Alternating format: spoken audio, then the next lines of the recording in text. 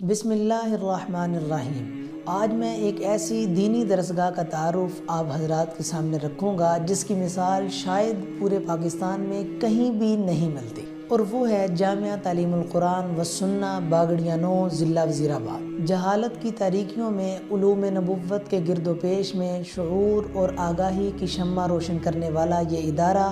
جس کی بنیاد امام اہل سنت حضرت شیخ مولانا سرفراز خان صفدر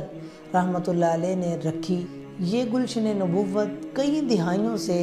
علم دین کی روشنی پھیلانے میں مصروف عمل ہے۔ اور اس ادارے کی ایک خاص بات یہ ہے کہ یہ ادارہ صرف تعلیم پر فوکس نہیں کرتا، بلکہ اس ادارے کا مقصد ایسے رجال کار کو تیار کرنا ہے جو خالصتاً رضائے الہی کو اپنی زندگی کا نصب العین بنائیں اور اس تاریک معاشرے میں روشنیوں کے علمبردار بن جائیں۔ مختصر سے عرصے میں جامعہ نے جس برق رفتاری سے ترقی کی ہے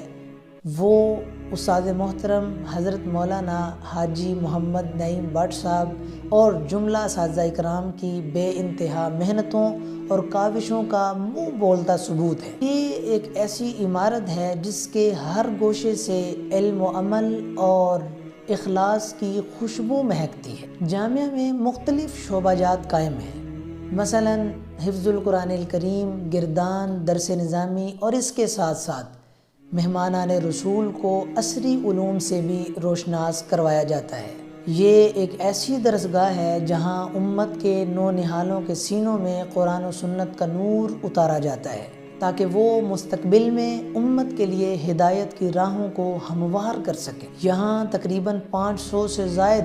طلباء کرام تشنگی علوم نبوت سے سیراب ہو رہے ہیں۔ ان طلباء کرام کے قیام و طعام، تعلیم، علاج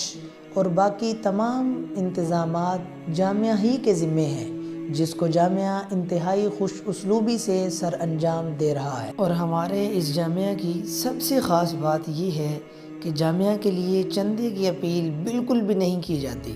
بلکہ اس سارے نظام کو استاد محترم حضرت مولانا حاجی محمد نعیم بٹ صاحب اپنے ذاتی مال اور اللہ تعالیٰ کی توفیق سے چلا رہے ہیں۔ دوسری خاص بات یہ ہے کہ جامعہ میں زیر تعلیم طلباء کو ماہانہ جیب خرچ بھی دیا جاتا ہے، اور بھی بہت سی خصوصیات کا حامل یہ ادارہ دن رات دین متین کی خدمت میں مصروف عمل ہے۔ اور ایک آخری درخواست کہ جس طرح ہم اپنے بچوں کو ڈاکٹر، انجینئر، پائلٹ یا دنیا کے باقی شعبوں میں بھیجنے کا سوچتے ہیں، اسی طرح ہمیں کم از کم اپنے گھرانے میں سے ایک بچے کو علم دین کے لیے بھی وقف کرنے کا سوچنا چاہیے تاکہ وہ آخرت میں ہمارے لیے فائدہ مند ثابت ہو۔ اللہ تعالیٰ ہمارے اس ادارے کو تا قیامت سرسبز و شاداب رکھے، آمین ثم آمین۔